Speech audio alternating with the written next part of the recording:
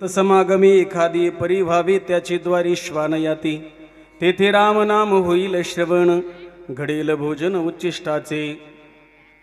संप्राप्त सेवेकरता निवडलेला अभंग संत सम्राट जगद्गुरु श्रीमंत श्री तुकोबार यांचा चरणचरणाचा अभंग कीर्तन रूपी सेवेकरता निवडलेला आहे।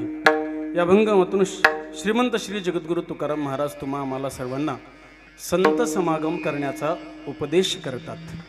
अभंगावर बोलण्यापूर्वी थोडासा परिहार। भगवान श्री पांडुरंग परमात्म्याची विश्वसंत ज्ञानेश्वर महाराज, जगद्गुरु श्रीमंत श्री तुकोबाराय महाराज आदि करून ब्रह्मनिष्ठ परमश्रद्धेय परमपूजनीय सद्गुरु चंद्रशेखर महाराज देगलूरकर यांच्या कृपाशीर्वादाने ज्यांचं या सप्ताहासाठी मार्गदर्शन आहे ते माझे मोठे गुरुबंधू, माझे ज्येष्ठ बंधू, रामायणाचार्य भागवताचार्य, महाराष्ट्रातील सुप्रसिद्ध कीर्तनकार तथा कथाकार, हरिभक्तीपरायण आदरणीय संजयजी महाराज हुराळे यांच्या मार्गदर्शनाखाली हा चालत असलेला भव्य दिव्य अखंड हरिनाम सप्ताह गेल्या अनेक वर्षापासून चालत आलेला आहे, आत्ता चालू आहे आणि पुढेही झोपले काय, पुढेही चालू राहणार आहे। असा हा भव्य दिव्य अखंड हरिनाम सप्ताह संपन्न होत आहे आणि या सप्ताहातले या वर्षीची ही 4थ्या कीर्तनाची क्रमांकाची सेवा माझ्या वाट्याला आलेली आहे। विठ्ठल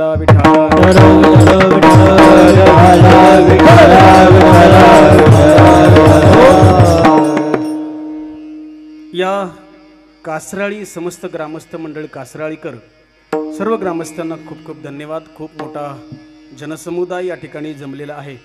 सुंदर अशी साऊंड सिस्टीम, सुंदर असा मंडप, सुंदर असे सगळे श्रोते मंडळी, छोटे छोटे बालगोपाल, तरुण मंडळी, वयाने ज्ञानाने अनुभवाने मोठी असणारी वयोवृद्ध मंडळी, परिसरातील आले सर्व श्रोते मंडळी, या सर्वांच्या एकत्रीकरणाने या कार्याला लाभलेली भव्यता, दिव्यता आणि सौंदर्य। विठ्ठल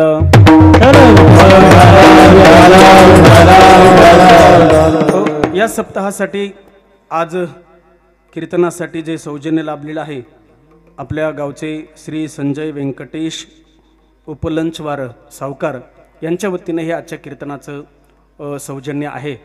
तरच आलो आणि एक मात्र वैशिष्ट्य आहे, एक मात्र खूप चांगलं वाटलं मला, ते म्हणजे की कीर्तनाला सगळ्यात जास्त गर्दी तरुणांची। एकदा त्यांच्यासाठी टाळ्या वाजवा सर्वांना। तरुण हे देशाचं भवितव्य आहे। ज्या तरुणाच्या खांद्यावरती देशाचं भवितव्य आहे, देश पुढे नेण्यासाठी, धर्म पुढे नेण्यासाठी, गाव पुढे नेण्यासाठी ज्या तरुणांचं योगदान लागतं आणि सप्ताह खऱ्या अर्थाने तरुणांसाठीच आहे। विठ्ठल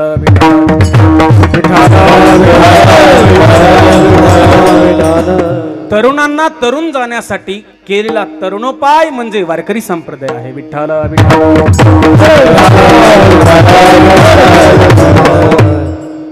सप्ताह एवढ्यासाठीच आहे की तरुणांनी तरुण जाण्यासाठी केलेला तरुणोपाय म्हणजे हे कीर्तन आहे।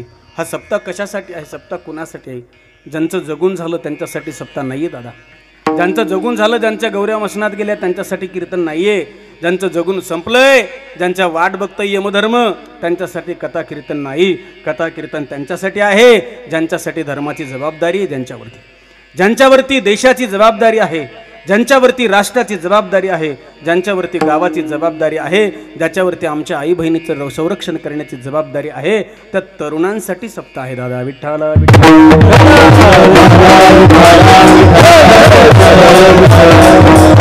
आणि या संबंधाने आजच्या कीर्तन रूपी सेवेकरता निवडलेला अभंग श्रीमंत जगद्गुरु तुकोबार यांचा आहे। महाराज या अभंगातून संत समागम, संतांची संगती करण्यासाठी सांगतात। अभंगाचा विषय असा आहे, अभंगाची प्रस्तावना अशी आहे, जन्माला आलेल्या प्रत्येक माणसाला अपेक्षा आहे ती सुखाची। माझ्याकडे बघा बरं का, अगदी 1 तास उरलाय, अगदी छानपैकी 1 तासात आपल्याला सेवा करायची। थोडा आवाज वाढवा।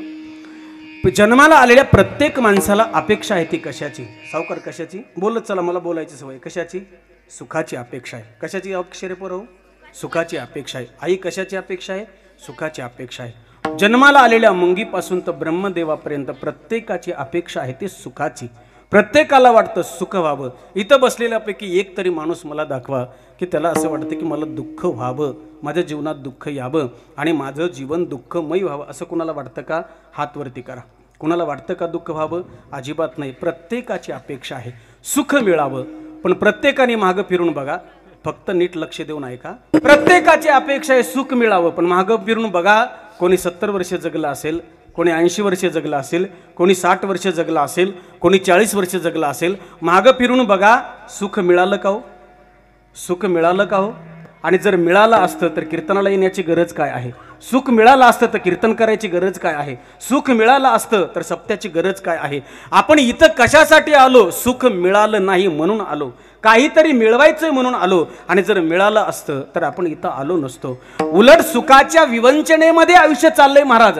आज मिळेल, उद्या मिळेल, परवा दिवशी मिळेल, टेबला खालून घेतल्यावर मिळेल, बंगला बांधल्यावर मिळेल, शेतात पाणी लागल्यावर मिळेल, मोटर बसवल्यावर मिळेल, दुसरी बायको नाही, पहिलीच दुसरी केल्यावर मिळेल अशी अपेक्षा आहे. मी नाही, तुकोबराय सांगतात, सर्व सुखाची आशा जन्म गेला, मुक्ती नाही केला, जिंदता दिशाही पावला, माया भेटीला जीव माझा, सर्व सुखाची आशा जन्म गेला, मुक्ती नाही केला, जिंदता दिशाही पावला, माया भेटीला सर्व सुखाची आशा जन्म गेला, सर्व सुखाची आशा जन्म गेला, मुक्ती नाही केला, मुक्ती नाही केला,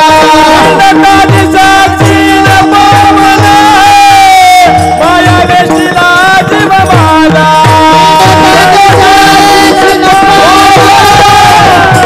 माया वेशीला जीव माझा.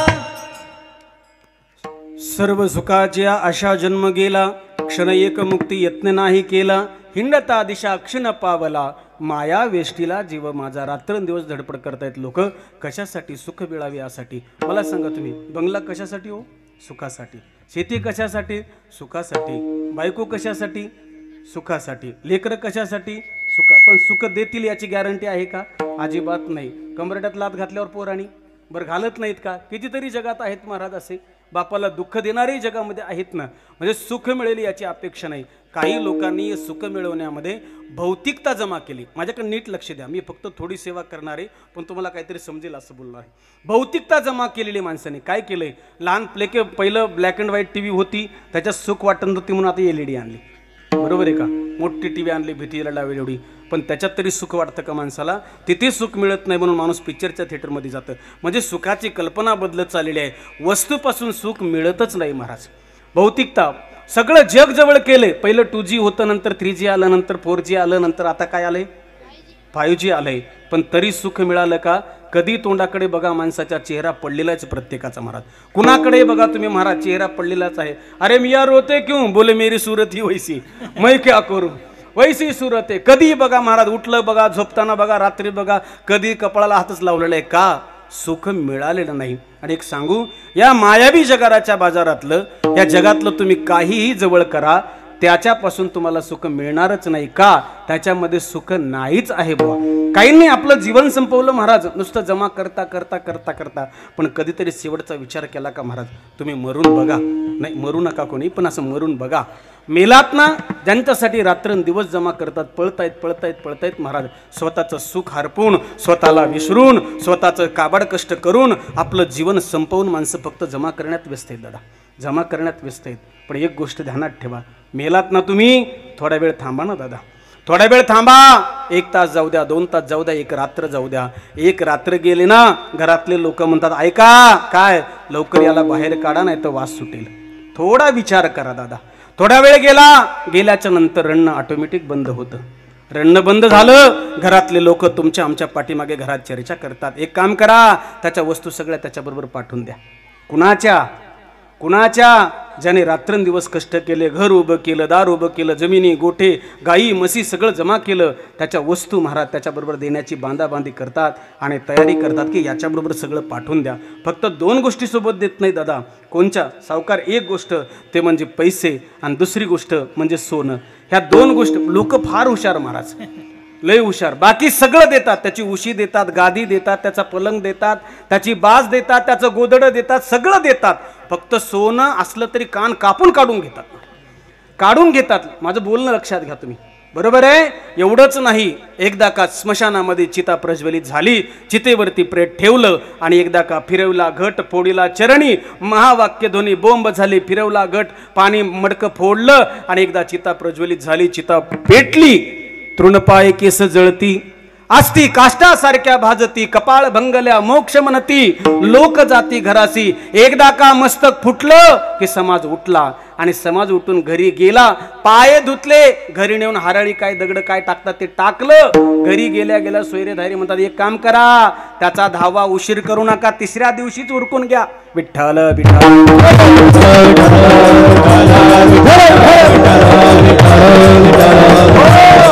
फार वेळ लावू नका, आम्हाला त्रास होतो येण्या जाण्याकरता, तिसऱ्या दिवशीच उरका. एवढी घाई आम्हाला संपवण्यासाठी, आमचे विचार महाराज पाटे आमच्या राहिलेल्या वस्तू देण्यासाठी, एवढा जर विचार असेल तर आपण का आपलं जीवन बर्बाद करून घेताय दादा? अरे चांगलं जगा, आपल्याला जीवन काय परत परत मिळणार आहे का?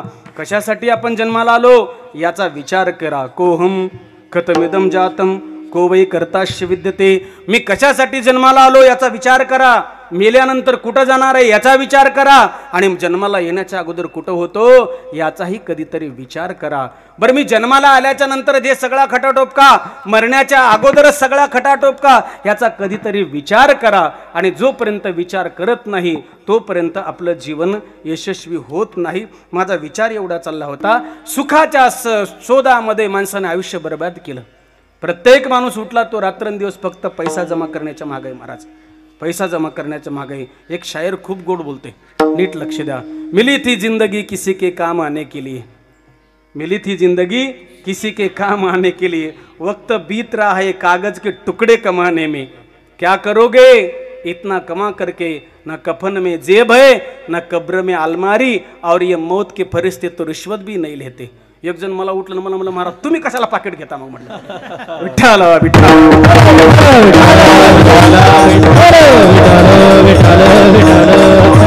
अरे दादा, आम्ही पाकिट घेत असलो तरी पण तेवढ्यासाठी जीवन बर्बाद करीत नाही ना. ज्या तेवढ्यासाठी जीवन बर्बाद करतात त्यांच्यासाठी चाललंय हे सांगणं, आमच्यासाठी नाही ते.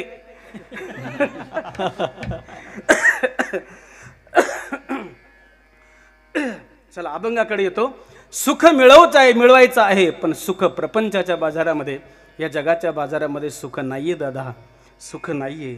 मग सुख आहे कुठं? कारण जर सुख मिळवायचं असेल तर सामान्य सुखाची गोष्ट सोडावं. लौकिकातल्या गोष्टी मिळवल्या तर सामान्य सुख मिळेल, पण ते सुख नाही, सुखाचा भास आहे. महाराज काय आहे? सुखाचा भास आहे.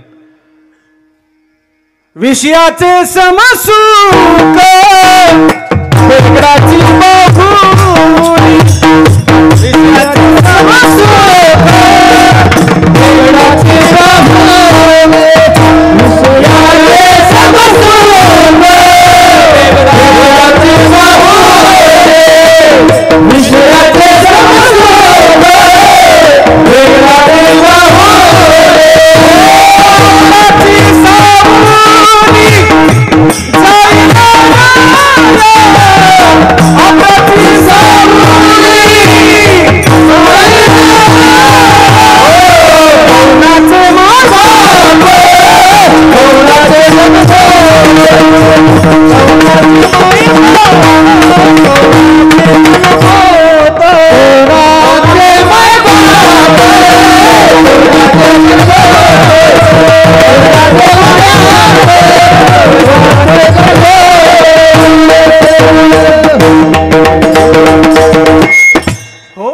विषयाचे समसुख. जेवढं म्हणून विषयाची साधनं जमा करणार तेवढं दुःख रूप आहे, म्हणून त्याच्यातून सुख मिळणार नाही. मग महाराज 10:30 वाजले, मग नेमकं खरं सुख कुठं आहे?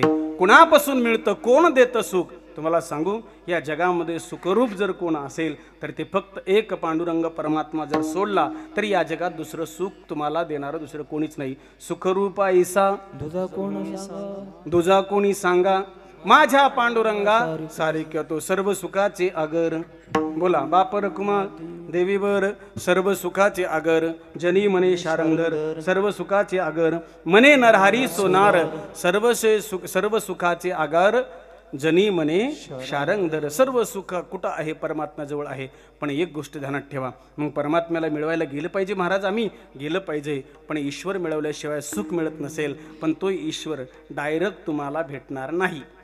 ईश्वर सरळ सरळ देव तुम्हाला भेटणार नाही. मग ईश्वराची भेट घ्यायची असेल, ईश्वर प्राप्त करायचा असेल, देव मिळवायचा असेल, तर मध्यस्थी कोणाची तरी पाहिजे.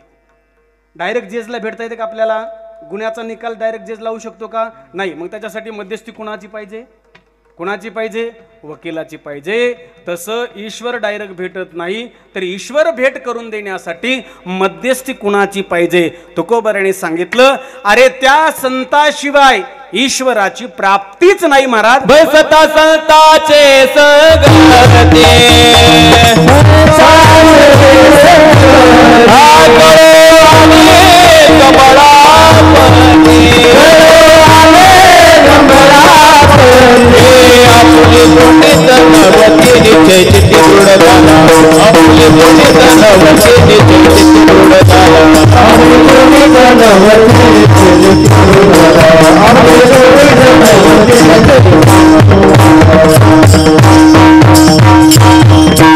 संतांच्या शिवाय देव मिळत नाही. संतांच्या प्राप्तीशिवाय, संताशिवाय देव मिळत नाही.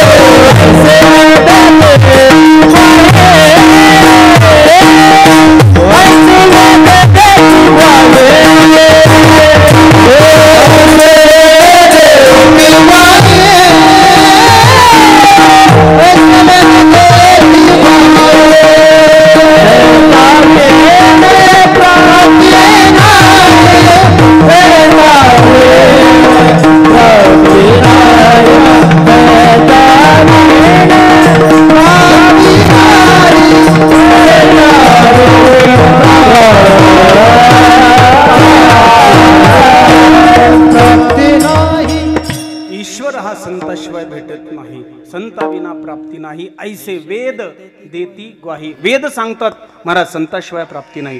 मग महाराज आता कळलं आम्हाला, 11:15 वाजत आले. तर बरोबर आहे का गजा? बघितले का नाही? नुसतं माझ्याकडे बघून बरोबर म्हणाला तुम्ही. अंधारातला आता घातल्या, डोक्याला लागल्या का पायाला लागल्या कुणाला माहिती. असं चाललंय तुमचं नुसतं. किती वाजले रे? 10 वाजून. मग माझ्याकडेच आहे की गजा? 10:30 वाजले. बरोबरच आहे तुमचं, बरोबर आहे. राम राम. संताविना प्राप्ती नाही, ऐसे वेद देती ग्वाही. संताशिवाय प्राप्ती नाही. महाराज कळलं आम्हाला, देव मिळवायसाठी संतांची गरज आहे. पण ते संत भेटतात कुठं? दिल्लीला. ते संत भेटतात कुठं? हिमालयात. ते संत कुठं भेटतात नेमकं?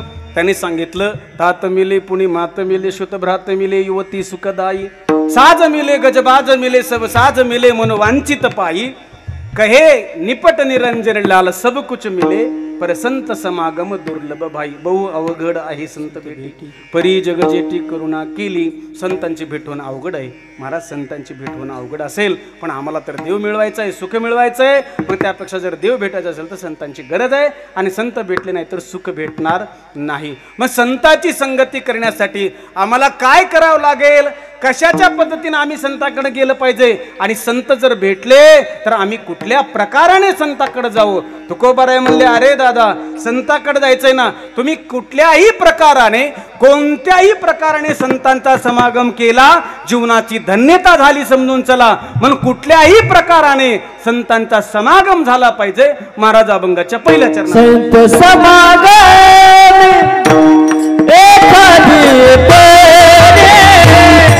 संत समागम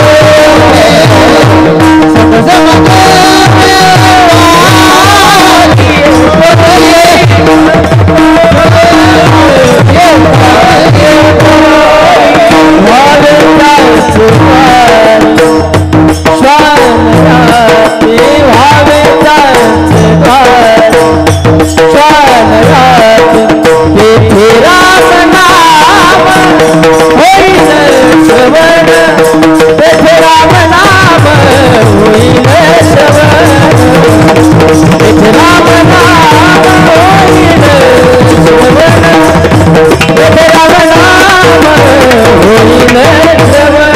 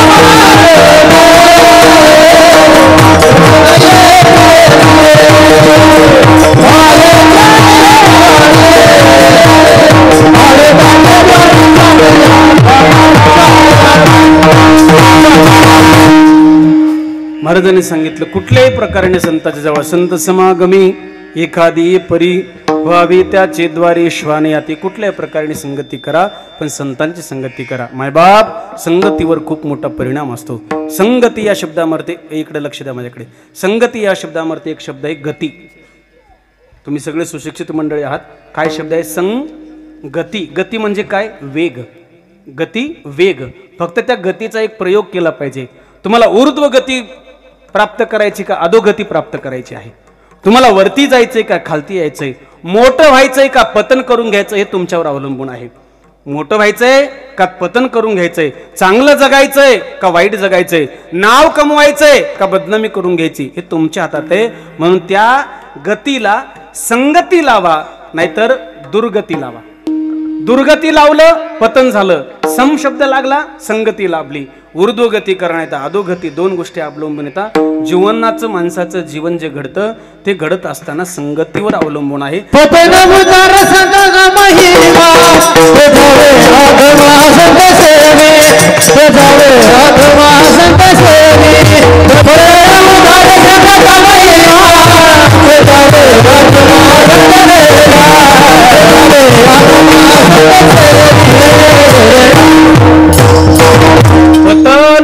उद्धार संघाचा महिमा. पतन व्हायचं का जीवनाचा उद्धार व्हायचा संगतीवर अवलंबून आहे. जशी ज्याची संगती तसे विचार तसा आचार आणि तसंच महाराज उच्चार आणि तसंच जीवनाची बरबादी.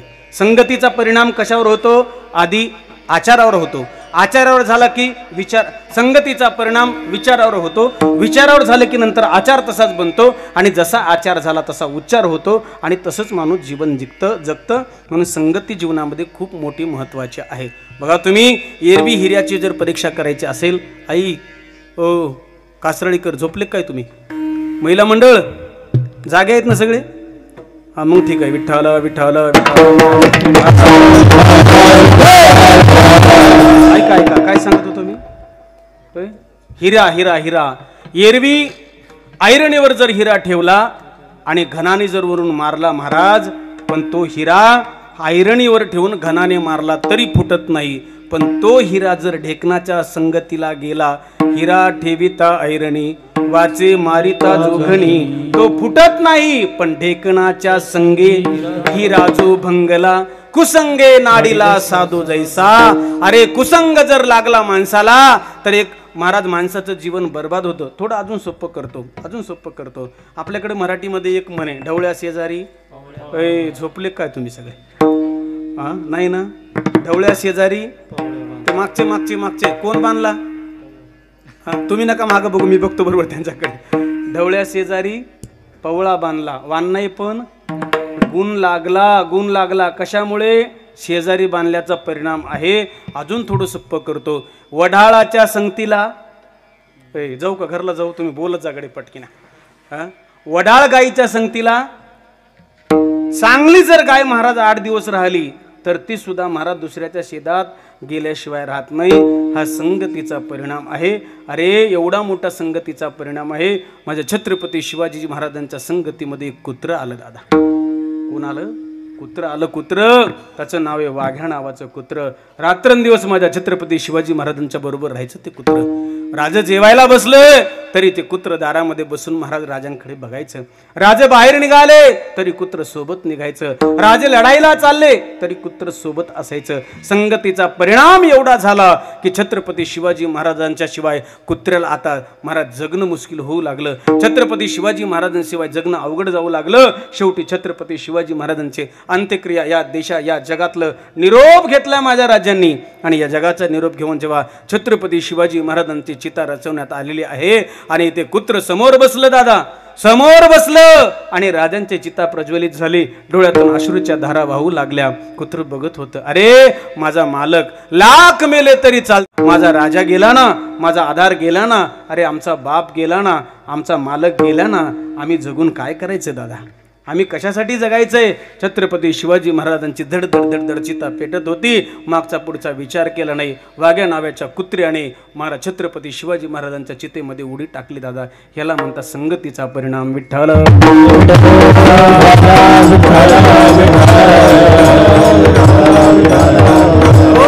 म्हणून चांगल्याच्या शेजारी बसायला शिका महाराज, चांगल्या जवळ बसायला शिका. संगत करना बडोन की, संगत करना बड़ो न की, बढ़त बढ़त बढ़ जाए, गजा के सिर आजा बैठे, मन माने सो फल खाय कबीरा, मन माने सो फल खाय. संगत करना बड़ोन की, बढ़त बढ़त बढ़ जाए, गजा के सिर आजा बैठे, मन माने सुफल खाय. आज आमच्या देशातले तरुण महाराज 80% तरुण संगतीने वायाला गेलेत. किती? 80% तरुण संगतीने वायाला गेलेत. अरे संगतीमुळे महाराज जीवन बर्बाद होतं. संगतीमुळेच महाराज तरुण वायाला चाललेत आमचे. विठ्ठल विठ्ठल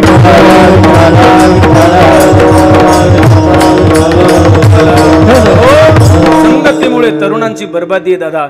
चांगले तेवढेच आहेत पण तेवढेच रस्त्याने महाराज पिऊन लोळताना बघितल्यावर खूप वाईट वाटतं, खूप वाईट वाटतं. अरे दादा का संसाराची धूळदान करून घेतायत? का आपल्या शरीराचं वाटोळ करून घेता? का आपल्या लेकरा बाळाचा उन्हाळा करताय? का ते लक्ष्मी सारखी माऊली घरात आलेली आहे तिचं जीवन बर्बाद का करताय तुम्ही? तुमच्या व्यसनाच्या पायी संसाराची धूळदान, इज्जतीची राख रांगोळी, पैशाचा नाश, संसाराचा नाश, त्या बाईच्या कपाळाच्या कुंकवाचा विश्वास नाही, एवढं जीवन बर्बाद का करून घेता दादा? जाम पर जाम क्या पीते हो, शाम को पिओगे सुबह उतर जाएगी, प्याला पिरो हर नाम का तेरे जिंदगी सवर जाएगी. चांगलं जीवन जगायला शिका दादा, चांगलं जीवन जगायला शिका. अरे पेनाऱ्याची अवस्था सांगू का तुम्हाला? एखाद्या गरीब घरचं एखादा गरीब माणूस महाराज जर पेलन घरला जर आलं ना, त्याचे 2 लेकरं घरी असतात महाराज. त्याची बायको राब राब राब राब राबते दुसऱ्याच्या शेतामध्ये, दिवसभर मजुरी करते आणि संध्याकाळी 100-200 रुपये मिळाले आले ते नवरा ओढून घेऊन मारतो म्हणून आपल्या साडीच्या पदराला गुंडाळून ठेवते आणि तेच पैसे घरामध्ये कुठल्या तरी धान्याच्या डब्यात लपून ठेवते. आणि हे नालायक पिऊन येतं. आल्यानंतर भरल्या जोड्याची लात ती बाई भाकर करीत असते, चूल पेटलेली असते, एक लेकरू मांडीवर दूध पितं, दुसरं लेकरू चुलीपाशी बसलेलं, हे बाहेरून पिऊन येतं. आल्या आल्या त्या माऊलीच्या कमराड्यात भरल्या जोड्याने लात घालतं. ते पाय धरती. काऊ मारता? का मारता हो? का मारता? दिवसभर काम करून आले मी, कशासाठी मारता? ते पोरग पाय धरतं. दुसरं एक लहान असणारं 2-3 वर्षाचं, पप्पा मारू नका हो, मारू नका पप्पा म्हणतं महाराज. पण तरीही पेले नशेमध्ये ऐकत नाही, लात घालतं बायकोच्या कंबरड्यात. पुन्हा दुसरी लात उचलतं, मारायला धावतं. तेवढ्यात ते 3-4 वर्षाचं लेकरू असतं ना, त्याच्या लक्षात येतं माझा बाप आईला का मारतो, का मारतो माझा बाप माहिती आहे का? त्याला माहिती आहे माझ्या आईने दिवसभर काम केलं आणि काम केल्याच्या नंतर जे 100-200 रुपये कागदाचा तुकडा आणलाय ना, त्या तुकड्यासाठी कागदाच्या माझा बाप माझ्या आईला मारतोय. मग ते पोरग काय करतं? उठतं, पळत घरामध्ये जातं आणि ज्या डब्यामध्ये आईनं ते कागदाचा तुकडा ठेवलेला असतो ना 100-200 रुपयाचा, ते काढून आणतं, आणून बापाच्या पाय धरतं. म्हणतं बापाला, म्हणतं बाबा ह्याच्यासाठी मारताना तुम्ही, पाहिजे तर हे पैसे घे, हे कागदाचा तुकडा घ्या, पण माझ्या आईला मारू नका महाराज, माझ्या आईला मारू नका. अरे विचार करा जरा. हे दृष्टांत म्हणजे टाइमपास नाही, हे सांगण्याचं म्हणजे टाइमपास करायचं म्हणून नाहीये. एवढ्यासाठी सांगायचंय. पण ज्या पोराने तुम्ही ज्या पोराच्या देखत माईच्या गळ्या कमरेमध्ये भरल्या जोड्यान लाद घातली ना, विचार करा म्हातारपणात ते तुम्हाला काय करेल. विठ्ठला